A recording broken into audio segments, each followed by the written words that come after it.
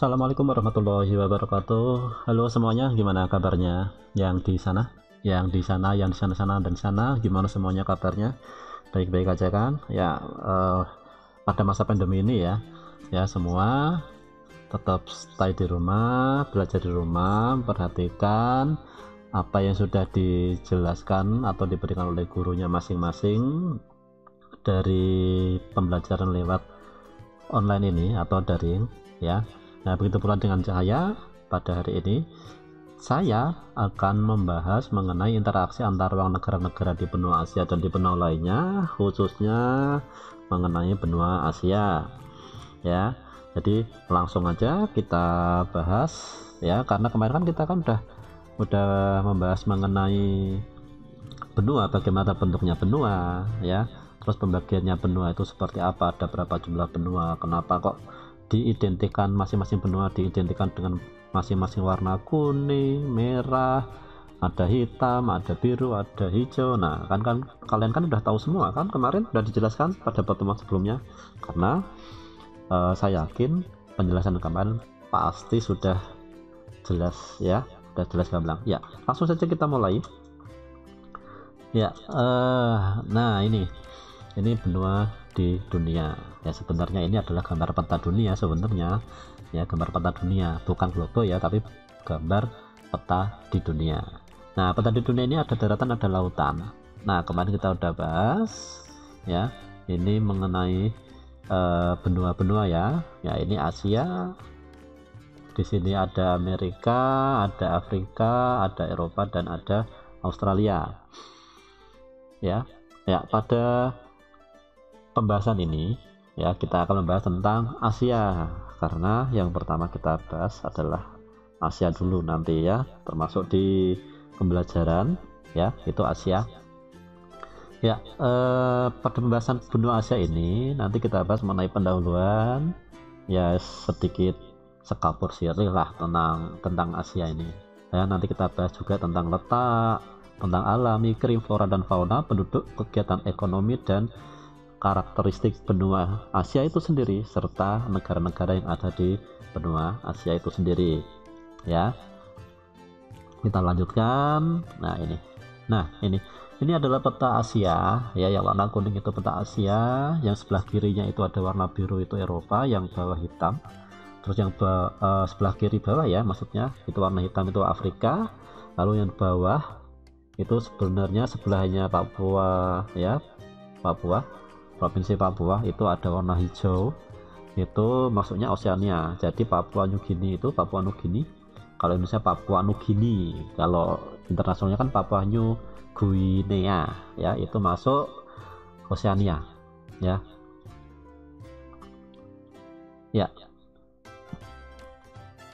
Asia ini merupakan benua terluas di dunia dengan total luas seluruh daratannya adalah 43,998,920 km persegi ya, atau saya ulang 43.998.920 km, atau bisa juga kalian menyebutkan 43,9 juta kilometer persegi. Oh ya, tadi lupa perseginya belum ya. Untuk yang selanjutnya, nah ini luas sebesar 29,3% dari seluruh permukaan daratan di bumi ya. Ini luas daratannya, bukan luas seluruh dunia ya. Ada juga yang mengatakan bahwa luas Asia itu sendiri itu sebesar 30%, ada yang mengatakan demikian ya. Itu jika dihitung dari keseluruhan permukaan bumi yang berupa daratan ya. Kalau seluruhnya termasuk daratan dan lautan itu sebesar 8,7% dari seluruh permukaan bumi, itu luas Asia sendiri ya. Kita lanjutkan untuk letak sendiri. Nah, mungkin kalian kalau masalah letak ini mungkin lebih ngerti ya, karena dulu pernah dibahas mengenai apa itu yang dimaksud dengan letak astronomis, apa itu letak geografis ya. Nah, ini petanya masih sama, peta masih sama ya. Jadi untuk letak astronomi sendiri, benua Asia terletak pada 26 derajat bujur timur sampai 170 derajat bujur timur dan 11 derajat lintang selatan sampai 80 derajat lintang utara. Ya, ini dari bawah ke atas berarti ya. Atau mungkin kalau mau dibalik juga boleh, 80 derajat lintang utara sampai 11 derajat lintang selatan. Karena kan kalian kan biasanya kan letak astronomis Indonesia terletak antara 95 derajat bujur timur sampai 141 derajat bujur timur dan 6 derajat lintang utara. Nah, lintang utara dulu kan. Nah, kalau ini dibalik malahan. Nah, kalian boleh membaliknya, terserah kalian ya. Yang penting jangan sampai salah penggunaan angka derajatnya dan lintangnya. Ya, lintangnya juga jangan sampai terbalik. Ya. Bolak-balik bujur dulu atau lintang dulu boleh. Kalau bujur dulu, kalau lintang dulu. Lintangnya mau utara dulu boleh, mau selatan dulu boleh. Yang penting jangan sampai salah ya. Lanjutkan. Ya, letak geografisnya benua Asia terletak antara benua Eropa dan Australia serta antara Samudra Hindia dan Samudra Pasifik dan Arktik. Arktik itu mana? Arktik itu kutub utara ya. Kemarin sudah dibahas mengenai samudra-samudra ya, juga dibahas itu ada terusan, fungsinya untuk apa ya. Silahkan kalian kembali cek di video sebelumnya mengenai samudra ya, sudah dijelaskan di situ semua. Mari kita lanjutkan ya. Untuk bentang alam sendiri, nah ini dataran tinggi, gunung, dan pegunungan. Nah, masing-masing ini memiliki pengertiannya masing-masing. Dataran tinggi itu berarti daerah yang datar luas di daerah yang memiliki ketinggian, ada yang mengatakan lebih dari 600, ada yang mengatakan lebih dari 700 meter dari permukaan laut, ada bahkan ya ada yang mengatakan di atas 1500 meter ya dari permukaan laut, itu baru dikatakan dataran tinggi ya. Itu ya. Dataran tinggi, nah dengan wilayahnya yang bergunung-gunung, benua Asia banyak memiliki dataran tinggi. Dataran tinggi Tibet, Mongolia dikenal ya. Dataran tinggi Tibet ini di Mongolia ya, dikenal sebagai Rooftop of the World ya, merupakan dataran tinggi paling terkenal di dunia ya. Sekarang mari kita lihat ini ya.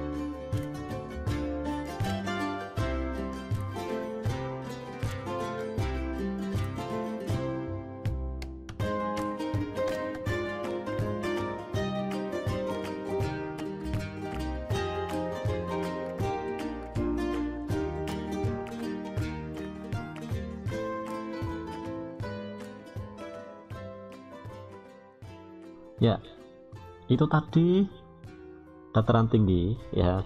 Tapi mohon maaf saya menunjukkannya di Indonesia. Itu tadi dataran tinggi Dieng ya, ada di daerah di Kabupaten Wonosobo ya, Wonosobo di Jawa Tengah ya. Dataran tinggi Dieng itu pada saat video ini dibuat terpantau kurang lebih suhunya di sana itu kurang lebih itu 7 derajat Celcius. Bahkan sebelumnya kemarin sempat 3 derajat Celcius. Bayangkan di Indonesia di daerah Wonosobo itu sampai 3 derajat Celcius. Rumput-rumputnya jadi es ya, ada esnya tadi ya. Itu baru di Indonesia, itu belum di luar sana, di luar negeri yang berada di lintang atas ya, seperti apa dinginnya itu ya.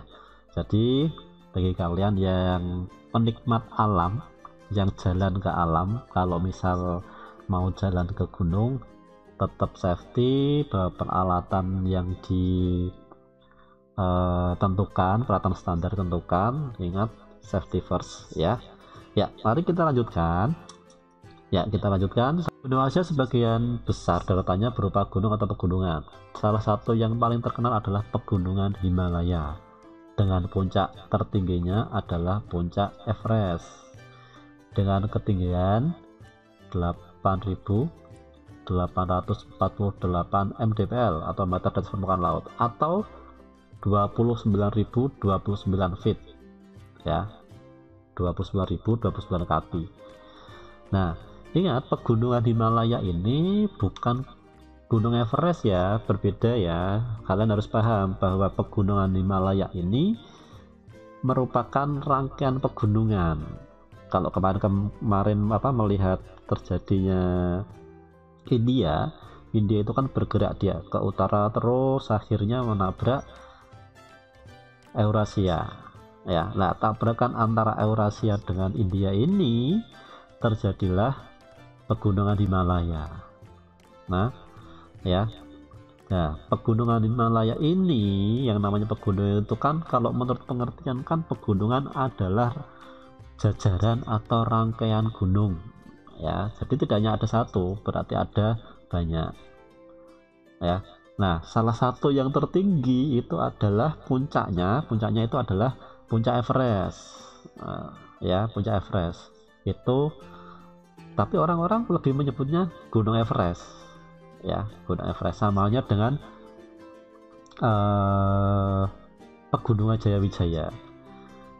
Tidak ada Gunung Jaya, orang lebih sering menyebut ya, di Pegunungan Jayawijaya.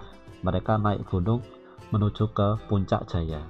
Ya, kurang lebih kalau tidak salah ya, kalau tidak ada 6 atau 7 puncak kalau tidak salah, seingat saya ya, saya belum update lagi, tapi sih kalau tidak salah sih ada puncak Mandala, puncak Trikora, Edinburgh, Yamin, Kartens Timur, terus ada puncak Jaya sendiri itu ya, jadi ada 6 mungkin.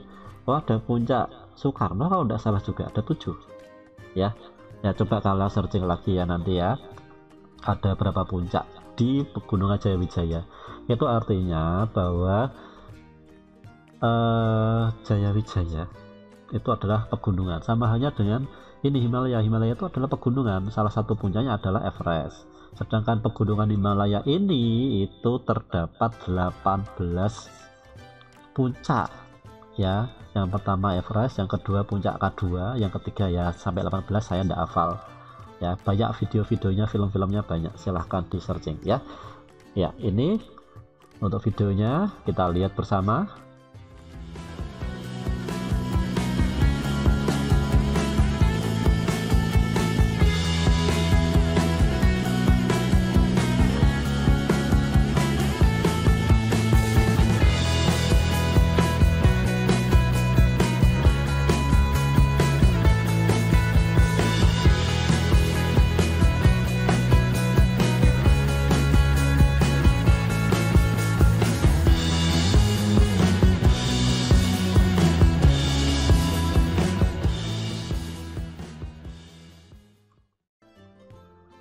Ya, itu tadi ya cuplikan mengenai pegunungan Himalaya ya. Itu tadi. Ya, kita lanjutkan materi selanjutnya tentang alam. Nah, gurun merupakan salah satu benua dengan keadaan alamnya yang merupakan gurun yang terdapat di Semenanjung Arab, Turkistan, Taklamakan, dan Gobi. Nah, Gunung Gobi ini ada di Mongolia ya, ada di Mongolia. Kira-kira gambaran Gunung Gobi itu seperti ini ya, kita saksikan.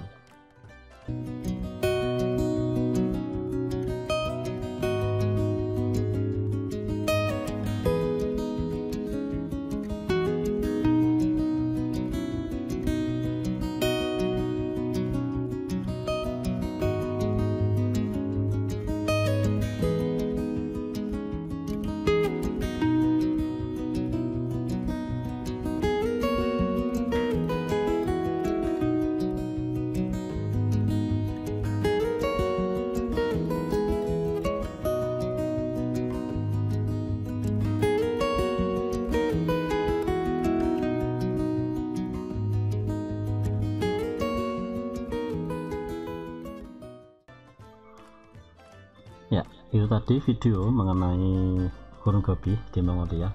Gimana? Mantap kan? Ya kan? Nah, tadi aja loh Pak, di gurun kok ada saljunya, gimana Pak? Nah, itu nanti kaitannya dengan suhu ekstrim yang ada di gurun, faktor apa namanya lintang letak astronomisnya bisa juga ya, banyak ya. Saya kira udah dibahas dulu waktu di kelas di pelajaran tentang iklim ya. Selanjutnya tentang alam selanjutnya adalah pantai dan dataran rendah. Nah, pantai itu merupakan wilayah batas antara darat dan laut ya, darat dan laut. Nah, dataran rendah itu daratan merupakan hamparan luas tanah yang memiliki ketinggian kurang dari 200 meter dari permukaan laut ya. Kalau tingginya daratan itu kurang dari 200 meter dari permukaan laut maka disebut dataran rendah. Nah, kalau kalian datang ke pantai, nah kan di sini kan banyak pantai kan, kalian sering datang ke sana ya, main-main ciprat-cipratan air ke pantai, enggak tahu sama siapa ya, itu namanya pantai. Batas antara darat dan laut ya, dengan laut itu disebut dengan pantai. Gampang kan sebenarnya ya. Ya, coba kita lihat nih gambarnya pantai dan dataran rendah ya, kita saksikan.